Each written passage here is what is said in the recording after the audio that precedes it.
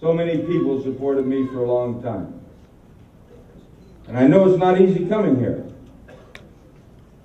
This is not meant to be light or funny. You probably have IRS agents and FBI agents writing down your license plate number. Who cares? Who cares? We got this too. But I think it's time to tell the FBI and the IRS that this is our country, and we're tired of the pressure, tired of the political targeting,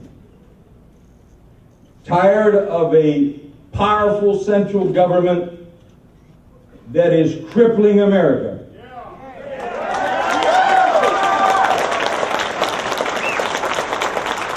My wife's saying don't say too much.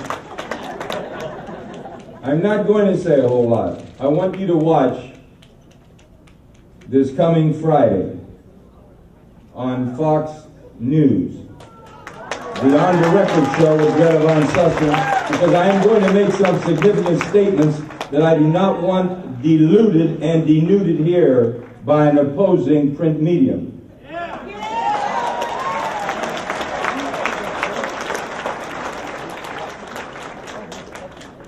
But I will say this.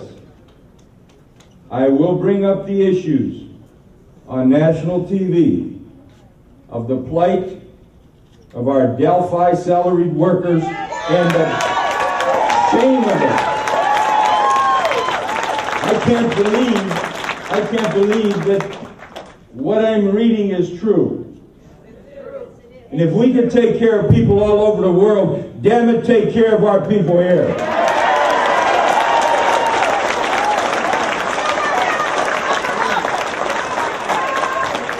Second of all, although it be very controversial, there's a man once again fighting for his life, this time in Germany. I noticed that nobody has the anatomy to even stand up and question this. I plan to get right back in it.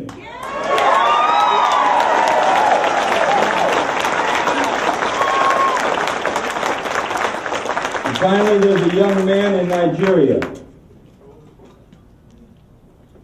black man, who approached me at Ellenwood Prison, walking around the track. And he said to me, "You're the reason I'm in prison." And I'm sure my Uncle Steve Farkas realizes that I probably put up my dukes. I thought the guy was going to hit me. He says, "No, I'm not going to hit you." He said, "The government pressured me to lie against you." And he said they wanted me to lie against Detour so they could pressure Detour further against you. And he says, "I don't know you from Adam, but Detour had 2 small children like me, and I'd have had to hurt Detour too." He says, "I'll be honest with you. If it was just you, I'd have done what they wanted, but I just couldn't do it to Detour." He was ultimately arrested on some charges, released. He was deported to Nigeria. Business bankrupt, wife, children separated. But over there, and I noticed not one print media, even in our own valley, picked up on this. He submitted an affidavit to the government of Nigeria and said, "My life has been ruined because I wouldn't commit a crime for the government." He was later told to submit another affidavit saying, "You're just distraught and upset." He was told if he didn't, they would begin deportation orders on his 79-year-old parents. And INS, in fact, moved to deport his parents. What has happened to America? A government is starting to pressure sons against fathers, mothers that testify against their sons, Don't we have enough history to recognize there was another nation that did that? They killed many innocent people, didn't they? Yes, they did, Jim. I think it's time we send a message. Enough already. It's enough. But it's not going to come from around the country. People are so scared. Yeah. They won't open their mouth. But it can come from Northeast Ohio, from Youngstown, Ohio. And I want you to follow it very close. I want you to follow it very close. And use your own judgment. Because it will be very controversial for me. If you don't totally agree with me, that's fine. But follow it. I have a couple little announcements to make. One of my former staff is here, who is an organic farmer. And very few people realize that farming is one of the major industries now of the state of Ohio. And this fella has been nominated to serve on the National Organic Standard Board. Now, from what I understand, some politicians don't want to support him because he was affiliated with me. His name is Dominic Marquez. Dom, hold your hand up.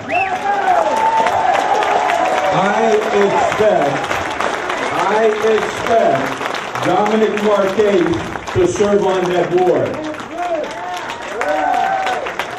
If you can, write a letter to the Department of Agriculture supporting Dominic. It's my daughter's birthday today.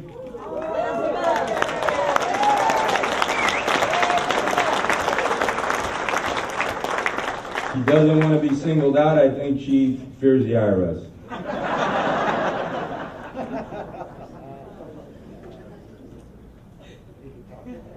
My Uncle Steve Farkas is here. He's the head of our family now. Uncle Steve, hold your hand up. Where's Miss Ellie? There's a little Babbitt girl.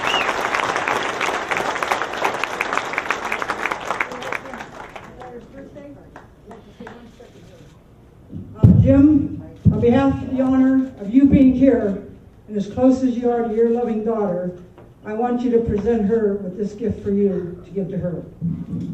That's what she didn't want.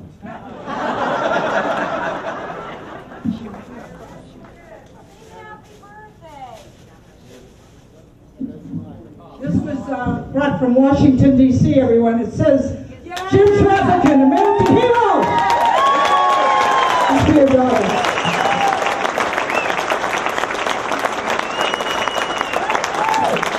So frankly, I was a quarterback, I was a congressman, and I'm a convict. I have one hell of a pedigree. But listen to this, I'm proud of those events and the machination of all of those variables that took me along those paths. I wouldn't change one single thing. Yes. And the powerful enemies that I have, I'll just say this to you. They had to cheat to convict me. Yes.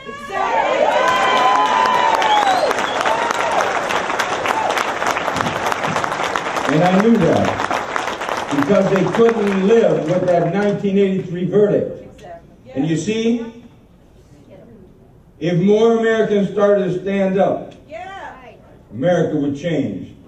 And America, I mean this, must take their government back. Yes. We do not control it. So Elizabeth, where's Elizabeth? Elizabeth's ducking. She's chicken. Before I leave, I want to tell you one little story about my wife.